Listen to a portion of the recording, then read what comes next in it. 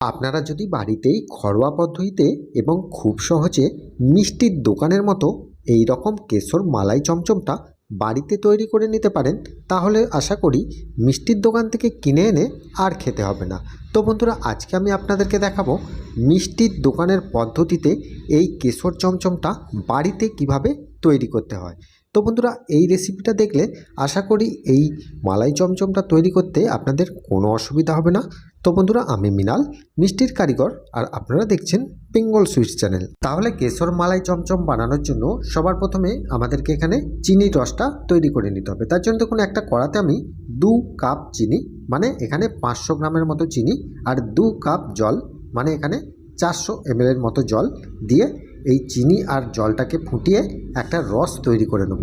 এই রসটা দেখবেন একটু মিডিয়াম হবে, খুব পাতলাও নয় আর খুব মোটাও নয়। হাতে নিলেই আপনারা বুঝতে পারবেন। রসটা তৈরি করে নেওয়ার পর এখানে আমি ছানাটা নিয়ে নিচ্ছি 140 গ্রামের মতো। এই ছানাটা আমি 750 ml গাই দুধ দিয়ে তৈরি করেছি, আপনারা চাইলে প্যাকেট দুধ দিয়েও করতে পারেন। এবারে দেখুন, এই ছানাটিতে আমি যে যে উপকরণগুলো দিচ্ছি সেটা একবার ভালো করে দেখে নিন। এখানে আমি 4 ভাগের 1 ভাগ, মানে 1 চা চামচের 4 ভাগের 1 ভাগ দিলাম ময়দা, আর অল্প পরিমাণে ফ্লেভারের জন্য এখানে দিলাম ছোটো এলাচের গুঁড়ো। আপনারা চাইলে এখানে গোলাপ জলও দিতে পারেন। এবার এখানে দিলাম আমি 1 চামচ, মানে 1 চা চামচের 4 ভাগের 1 ভাগ অ্যারারুট, আর এখানে দিয়ে দেবো সুজি, এটাও দিয়ে দেবো 1 চা চামচের 4 ভাগের 1 ভাগ। এই সমস্ত উপকরণগুলো দিতে হবে, আর কিছু এখানে দিতে হবে না। এবারে দেখুন, ছানাটিকে খুব সুন্দরভাবে ভালো করে হাতের তালুয়ে করে একটু ভালো করে মোলায়েম করে মেখে নিতে হবে। কারণ এই ছানাটি আপনারা যত ভালো করে মাখতে পারবেন ততই কিন্তু মিষ্টিটা অনেক স্পঞ্জ হবে, আর কোয়ালিটিটাও অনেকটাই সফট হবে। তো বন্ধুরা দেখুন, এখানে ছানাটি খুব সুন্দর এবং নরমভাবে মেখে নিয়েছি। এবারে দেখুন, এটাকে আপনারা বুঝবেন কি করে যে সঠিক মাখা হয়েছে কিনা, সেটা বোঝার জন্য আপনারা যদি এই ছানার বলটিকে এইভাবে ঘোরান, দেখবেন অটোমেটিক থালা থেকে এটা ছেড়ে দিচ্ছে। তাহলে এটা বুঝতে পারবেন যে ছানাটি আমাদের সম্পূর্ণ মাখা হয়ে গেছে। এবারে থালার গায়ে একটু সরিষার তেল ভালো করে মাখিয়ে নেবার পর এবারে এই ছানাটিতে থেকে আমি ছানার বলগুলো তৈরি করে নেব, যেটা সাধারণত আমরা চমচম তৈরি করি সেই ধরনের। এবারে দেখুন, এখানে আমি একটু বড় সাইজের তৈরি করব, কারণ চমচমটা একটু বড় সাইজের হয়। এবারে এখানে আমি আমার মতো সাইজটা আমি করে নিচ্ছি। আপনারা চাইলে আপনাদের মতো সাইজ এখানে তৈরি করে নিতে পারেন। এবারে দেখুন, এগুলো তৈরি করে নেওয়ার পর আমি একটু হাতে তেল মাখলাম। তেল মেখে নেবার পর এগুলোকে আমি খুব সুন্দরভাবে পাকিয়ে নেব। এটা পাকাবেন যখন, আপনারা মাথায় রাখবেন এর গায়ে কিন্তু কোনো রকম কাটা বা ফাটা দাগ না থাকে, সেজন্য আপনাদেরকে একটু টাইম নিয়ে পাকিয়ে নিতে হবে। এবারে পাকিয়ে নেওয়ার পর একটা ছানার বল ওখান থেকে নিয়ে আরেকবার ভালো করে পাকিয়ে নিয়ে এটাকে একটু লম্বা আকারে শেপ দিয়ে নেব। কারণ চমচম সাধারণত একটু লম্বা করতে হয়, আর এটা কতটা লম্বা করতে হয় সেটাও আমি দেখিয়ে দিচ্ছি। তার আগে দেখুন, আরেকটা কিন্তু ওখান থেকে আমি বল নেব, ছানার বল নিয়ে এটাকেও কিন্তু আমি ভালো করে খুব সুন্দর করে আরেকবার পাকিয়ে নেব। পাকিয়ে নিয়ে দেখবেন এর গায়ে কোনো রকম ফাটা বা কাটা দাগ যেন না থাকে। এবারে এটিকে যথারীতি আমি এরকম লম্বা করব, আর লম্বাটা হবে সাধারণত 3 আঙুলের মতো। দেখুন, এখানে 3 আঙুলের মধ্যে আছে, আর এই 3 আঙুলের মতো লম্বাটাই কিন্তু চমচমের জন্য খুব সুন্দর একটা শেপ। এবারে এগুলোকে আমি সমস্ত চমচমের আকারে শেপ দিয়ে নিয়েছি। এই শেপগুলো দিয়ে নেওয়ার পর রসটা যে তৈরি করে রেখেছি সেটাকে আমি এবার ফুটিয়ে নেব, আর হাত দিয়ে দেখে নিচ্ছি এখানে রসটা কিন্তু মিডিয়াম থাকতে হবে, খুব পাতলাও নয় আর খুব মোটাও নয়। এই অবস্থাতে ফুটন্ত রসের ভেতরে আমি এই লম্বা চমচমগুলো সব দিয়ে দেব। দিয়ে দেওয়ার পর এতে আমি 1 চামচের মতো ময়দা একটা বাটিতে একটু অল্প পরিমাণে জল দিয়ে চামচে করে গুলে নিয়ে এই রসের মধ্যে দিয়ে দেব। আপনাদের মনে প্রশ্ন আসবে যে এটা দেবার কারণটা কি? কারণ মিষ্টির দোকানে দেখবেন সাধারণত এইরকম ছাপ সিস্টেমে মিষ্টিগুলোকে ফোটানো হয়, কারণ এটা করলে সাধারণত মিষ্টির কোয়ালিটিটা ভালো হয়। দেখবেন ওপর দিকে ফেনাগুলো ঝেপে যাচ্ছে আর মিষ্টিগুলো যথারীতি নিচের দিকে হয়ে যাচ্ছে। এই অবস্থায় আপনাদেরকে 15 মিনিট থেকে 20 মিনিট আপনাদের টাইম লাগবে মিষ্টিগুলো ফোটানোর জন্য। আর এটাকে আপনারা 4টে ভাগে ভাগ করে নেবেন। এখানে আমি দেখুন 5 মিনিট ফোটার পর একবার ভালো করে ডাবু দিয়ে ঘুরিয়ে নেড়ে দিলাম, আর একটা তুলে দেখছি যে এর গায়ে কোনো ফাটা দাগ আসছে কিনা। যদি ফাটা দাগ আসে তাহলে এতে আমরা আর জল এখন খাওয়াবো না, আর যদি ফাটা দাগ না আসে তাহলে এতে আমাকে যেহেতু রসটা এখানে মোটা হয়ে যাচ্ছে 5 মিনিট ফোটার পর, সেজন্য দেখুন এখানে আমি 1 কাপ জল নিয়েছি। জলের পরিমাণটা আমি এখানে বলে দিচ্ছি। এখানে আমি 250 ml জল নিয়েছি। এই জলটাতে অল্প অল্প করে আমি একটা চাটুয়ে করে নেবো, আর নিয়ে এইভাবে ঠান্ডা জলটাকে একটু গরম করে করে খাবো। আপনারা চাইলে এখানে ফুটন্ত গরম জল করে রাখবেন, তাহলে আর গরম করে করে খাওয়ানোর প্রয়োজন নেই। এরকম 1 চাটু দিয়ে দেওয়ার পর এটাকে আরেকটু ফুটিয়ে নেবেন। ফুটিয়ে নিয়ে আরেকবার এরকম 1 চাটু নিয়ে এতে দিয়ে দিতে হবে। আর এটা জলটা খাওয়ানোর সময় আপনাদের মাথায় রাখতে হবে যে এই ঝাঁপটা কোনো কারণেই যেন কমে না যায়, মিষ্টিগুলো যাতে জেগে না যায়, এই খেয়াল রেখে আপনারা এইভাবে জলটা খাওয়াবেন। আর জলটা খাইয়ে দেওয়ার পর এটাকে আরও 7 থেকে 8 মিনিট ফুটতে দেবেন। আরও 7 থেকে 8 মিনিট এইভাবে আমি কিন্তু ঝাঁপ সিস্টেমে এটাকে ফোটাবো। 7 থেকে 8 মিনিট ফোটার পর দেখবেন আবার যথারীতি মিষ্টিগুলো ওপরের দিকে একটু জেগে জেগে যাচ্ছে। আর মিষ্টিগুলো তুলে দেখবেন যে কত সুন্দরভাবে এটা ফুলে গেছে। এবারে দেখুন এখানে আমি যে 250 ml জলটা নিয়েছিলাম, সেই জলের কিছুটা পরিমাণ প্রথমে দিয়েছি। দ্বিতীয়বারে কিন্তু ওই জলটা থেকেই আমি অল্প অল্প করে জল নিয়ে এইভাবে গরম করে করে এতে আমি খাইয়ে দিচ্ছি। আপনারা চাইলে গরম জল করে রাখবেন, তাতে আপনাদের সুবিধা হবে। এইভাবে জলটা খাইয়ে দেওয়ার পরও আমি কিন্তু আরও কিছুক্ষণ ফুটিয়ে নেব। 2 বার জল খাওয়ালাম, তাহলে আমি এইভাবে জলটা খাইয়ে দিয়ে বাকি জলটা দিয়ে দিলাম। তাহলে এখানে আমার 1 কাপ জল দিয়ে দেওয়া হলো 250 ml। এরপরে কতটা জল লাগবে সেটাও কিন্তু আমি মেপে পরিষ্কারভাবে আপনাদেরকে দেখিয়ে দিচ্ছি। দেখুন এইভাবে জলটা খাইয়ে দেওয়ার পর আমি একবার নেড়ে দেব। নেড়ে দিয়ে যথারীতি আবার আমি 5 মিনিট এটাকে ফোটাবো। দেখুন আগের থেকে কিন্তু অনেকটা সাইজ বেড়ে গেছে। এইভাবে ফুটবে। এখানে আর কিছু করবেন না, জাস্ট গ্যাসের ফ্লেমটিকে একদম হাই টু মিডিয়াম রাখবেন, রেখে ফোটাবেন। এখানে দেখুন আমার 15 মিনিট কিন্তু অলরেডি ফুটে গেছে। 15 মিনিট পর আমি এখানে দেখব মিষ্টিগুলো হয়েছে কি না। আচ্ছা, এখানে একটা টিপস আছে। আপনাদের মনে প্রশ্ন আসবে যে মিষ্টিগুলো কিভাবে আমরা বুঝবো যে হয়ে গেছে। তার জন্য দেখুন এখানে একটা মিষ্টি ওখান থেকে চাটুয়ে করে তুলেছি।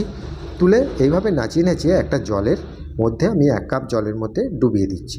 মিষ্টিটা যদি দেখি যে এই রকম জলের মধ্যে ডুবে যাচ্ছে আর গায়ে কোনো কোঁচ বা টোল দাগ আসছে না বা চ্যাপ্টা ভাব আসছে না, তখনই বুঝবো যে মিষ্টিগুলো আমাদের প্রপারভাবে কুক হয়ে গেছে। তার জন্য আর এখানে কুক করার কোনো প্রয়োজন নেই। আমার এখানে টাইম লেগেছে 15 থেকে 16 মিনিট। এবারে দেখুন এই মিষ্টিটাকে আমি এখান থেকে তুলে নিয়ে আবার রসের মধ্যে দিয়ে দিচ্ছি।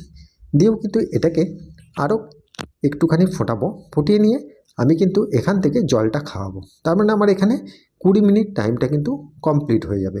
এই জলটা খাওয়াতে খাওয়াতে আমার আরও 2 মিনিট টাইম লাগবে। এজন্য দেখুন এখানে আরেক কাপ জল নিয়েছি, মানে এখানে 250 ml, মানে প্রথমে আমি 250 ml জল খাইয়েছি আর এখানে দিলাম আরেক কাপ, মানে 250 500 ml জল খাওয়াচ্ছি। তারপরে কতটা জল খাওয়াবো সেটাও আমি বলে দিচ্ছি। এখানে দেখুন জলটা কিন্তু খাওয়ানোর নিয়ম আছে। আমি বলেছি যে জলটা যখন খাওয়াবেন মিষ্টিগুলো ওপর দিকে ভেসে না যায়, আস্তে আস্তে খাইয়ে খাইয়ে এটাকে ঝাঁপটাকে কমিয়ে দেবেন। গ্যাসের ফ্লেমটি কিন্তু একদম হাই থাকবে, কখনোই কিন্তু কমাবেন না। জলটা খাইয়ে খাইয়ে এখানে দেখুন আমি আরও 1 কাপ জল নিলাম, মানে এখানে 750 ml কিন্তু এখানে আমার জল নেওয়া হয়ে গেল। এই 750 ml আমি কিন্তু জল আস্তে আস্তে খাইয়ে দিচ্ছি। যেহেতু ফুটন্ত জল যদি আপনাদের হয় গরম জল, তাহলে আপনাদের গরম করে করে খাওয়াতে হবে না, এরকম অটোমেটিক ওপর দিয়ে দেবেন। দিলেই বুঝতে পারবেন যে মিষ্টিগুলো আগের থেকে অনেকটা বড় হয়েছে এবং এটা কিন্তু রসের মধ্যে ডুবে ডুবে যাচ্ছে। আর এখানে দেখুন এখানে আমি 750 ml জল কিন্তু লাস্ট প্রথম থেকে শেষ পর্যন্ত খাওয়ালাম। আর রস করার জন্য 2 কাপ জল, মানে 500 ml, আর এখানে 750 ml, মানে কতটা জল দিয়েছি আপনারা বুঝে নিতে পারেন। এই জলটাই কিন্তু দিতে হবে। আর যদি খুব পাতলা করেন তাহলে আরও 250 ml জল কিন্তু দিয়ে দিলেই এটা কিন্তু প্রসেসটা রেডি হয়ে যাবে। এবারে দেখুন এই চমচমগুলোকে আমাদেরকে সম্পূর্ণ ঠান্ডা করে নিতে হবে। সম্পূর্ণ ঠান্ডা করে নেওয়ার জন্য আমি এটাকে ঠান্ডা করতে দিয়েছি জলে বসিয়ে। তার জন্য এখানে আমি এই রাবড়িটা তৈরি করে নেব। তাই রাবড়িটা তৈরি করে নেওয়ার জন্য, এখানে মালাইটা তৈরি করে নেওয়ার জন্য এখানে আমি 500 ml এর মতো দুধ একটা কড়াতে দিয়ে ভালো করে ফুটিয়ে এটা 250 ml করে নিয়ে আসবো। দেখুন এটা যখন ফোটাবেন তখন কিন্তু গ্যাসের ফ্লেমটি লো টু মিডিয়ামভাবে আস্তে আস্তে এটাকে ফুটিয়ে খুন্তি করে এভাবে নাড়বেন, তাহলে এটা হয়ে যাবে। এবারে দেখুন এখানে এই দুধটা যখন 250 ml এসে গেছে, তখন এতে কিছুটা পরিমাণ 2 চামচ থেকে 4 চামচ আমুল দুধ বা যে কোনো গুঁড়ো দুধ এতে দিয়ে দেবেন। দিয়ে ভালো করে এটাকে গুলিয়ে নেবেন। গুলিয়ে নেওয়ার পর আপনারা বুঝতে পারবেন যে এই দুধটা আগের থেকে কিন্তু অনেকটাই ঘন হয়ে গেছে, কারণ যেহেতু আমরা এখানে গুঁড়ো দুধটা দিয়েছি সেজন্য। কিন্তু এটাকে খুব বেশি গাঢ় করা যাবে না, কারণ এটা ঠান্ডা হলে অনেকটাই গাঢ় হয়ে যাবে। এবার দেখুন এর কনসিস্টেন্সিটা কতটা আছে। এখান থেকে চামচে করে তুলে যখন আমি এই খুন্তিতে দিচ্ছি তখন কত সুন্দর ইজিলি কিন্তু পড়ে যাচ্ছে। তার মানে এই লিকুইডটাই আপনাদেরকে রাখতে হবে। এর থেকে গাঢ় করে ফেললে চমচমটা কিন্তু হার্ডি হয়ে যেতে পারে, সেজন্য এই প্রসেসগুলো আপনাদের জেনে রাখা দরকার। এবারে এতে ফ্লেভারের জন্য আপনারা ছোটো এলাচের গুঁড়ো অথবা গোলাপি আতর বা গোলাপ জলও এতে কিন্তু ইউজ করতে পারবেন। এবারে এগুলোকে ভালো করে আমি মিশিয়ে নিলাম। মিশিয়ে কিন্তু এই গরম এই দুধটার মধ্যেই কিন্তু আমি চমচমগুলো ডোবাবো। এবারে দেখুন চমচমগুলো আমাদের সম্পূর্ণ ঠান্ডা হয়ে গেছে। আর চমচমগুলো কতটা সুন্দর হয়েছে সেটা বোঝার জন্য আপনারা হাতে নিলেই এটা বুঝতে পারবেন কতটা সফট আছে। আর হাত দিলেই একদম রসটা গড়গড় করে বেরিয়ে আসবে। আর রসে দিয়ে দিলেই আবার যথারীতি এটা ফুটে যাবে। তার মানে বুঝতে হবে যে চমচম মিষ্টিটা আমাদের এখানে একদম স্পঞ্জি, নরম, তুলতুলে হয়েছে। আর এটা যখন দুধে পড়বে তাহলে বুঝতে পারবেন যে এর টেস্টটা কতটা সুন্দর হতে চলেছে।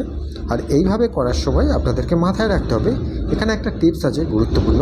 কারণ এই চমচমটা যখন আপনারা দুধে দেবেন তখন কিন্তু এর ভেতর থেকে যে এক্সেস রসটা থাকে সেই রসটা এইভাবে টিপে টিপে বার করে নিয়ে তারপরে দেবেন। আর টেবার সময় দেখবেন কোনো কারণেই এই মিষ্টিগুলো ফেটে না যায়। এবারে দেখুন এই চমচমটা এই গরম দুধের মধ্যে দিয়ে একটু চামচে করে এদিক ওদিক করে নিতে হবে। দু একবার করে নিলেই দেখতে পাবেন যে এই দুধের যে জল রসটা থাকে সেই জল রসটা কিন্তু ওই চমচমের ভেতরে অটোমেটিক শুষে নেবে আর গাঢ় হয়ে যাবে দুধটা আগের থেকে। তখনই কিন্তু আমাদেরকে একটু ঠান্ডা করে নিতে হবে। ঠান্ডা করে নেওয়ার পর এরকম একটা চমচমের বাটি, এই বাটিগুলো আপনারা কোথায় পাবেন? সাধারণত মিষ্টির দোকানের সরঞ্জাম যেখানে বিক্রি হয় সেই জায়গাতে আপনারা খোঁজ করলে এটা কিন্তু পেয়ে যাবেন। এই বাটিতে এই একটা একটা করে এখান থেকে আমি ওই চমচমগুলো তুলে বসিয়ে দেব। এখানে আপনারা যদি বাটি নাও থাকে তাহলে আপনারা কোনো প্লেটের মধ্যে রেখে দুধটা দিলেও কিন্তু হয়ে যাবে। এবারে এইগুলোকে বসিয়ে দেওয়ার পর এখান থেকে আমি চামচে করে অল্প অল্প করে বাকি দুধটা নিয়ে এর ওপরে ওপরে এই বাটিটা ভরাট করে দেবো। তাহলে কিন্তু আমাদের এখানে মালাই চমচমটা পারফেক্টভাবে রেডি হয়ে যাবে। এবারে এখানে যদি যেহেতু আমি কেশর দিয়ে করব সেজন্য এর নাম দিয়েছি কেশর মালাই চমচম। এবারে দেখুন এই মালাই চমচমটা আমাদের পারফেক্ট রেডি হয়ে গেল। এবার এখানে কেশর নিয়েছি, কেশরটা একটু জল দিয়ে বা দুধ দিয়ে একটু ভিজিয়ে নেবেন। ভিজিয়ে নেওয়ার পর এখানে কেশরগুলো আমি একটা একটা করে প্রত্যেকটাতে দিয়ে দিয়েছি। আর ডেকোরেশনের জন্য একদিকে আমি কিশমিশ লাগিয়ে দিয়েছি আর একদিকে কাজু বা পেস্তা দিয়ে দিলেই এটা কমপ্লিট হয়ে যাবে। এবার আমি দেখিয়ে দেব আপনাদেরকে যে এই মালাই চমচমটা কতটা সুন্দর দেখতে হয়েছে আর খেতে কতটা সুন্দর হবে। এই রকম মালাই চমচম আপনারা বাড়িতে একবার হলেও তৈরি করুন, করে আমাকে কমেন্টে অবশ্যই জানাবেন। এবারে দেখুন এখানে একটা কেটে আমি আপনাদেরকে দেখাচ্ছি। ইজিলি কত সুন্দরভাবে এটা কেটে যাচ্ছে আর কত সফট হয়েছে আপনারা নিশ্চয়ই দেখে বুঝতে পারছেন। আর এই আমার পদ্ধতিটা যদি সঠিকভাবে দেখে আপনারা এটা তৈরি করেন, আশা করব এই রেসিপিটা তৈরি করতে আপনাদের কোনো রকম কোনো অসুবিধা হবে না। আর আপনাদের এটা তৈরি করতে যদি কোনো অসুবিধা হয়, আমার যে ফোন নাম্বারটা এখানে এই স্ক্রিনে শো করছে ওই ফোন নম্বরে আপনারা যোগাযোগ করতে পারেন। আর ভেতর থেকে দেখুন কত সুন্দরভাবে দুধটা বেরিয়ে আসছে, একদম পারফেক্টভাবে দোকানের মতো তৈরি হয়েছে। তো বন্ধুরা, আজকের রেসিপিটা আপনাদের কেমন লাগলো সেটা আমাকে প্রত্যেকবারের মতো কমেন্টে জানাতে অবশ্যই ভুলবেন না। ভালো থাকবেন, সুস্থ থাকবেন। দেখা হবে আবার অন্য কোনো মিষ্টির রেসিপি নিয়ে। নমস্কার।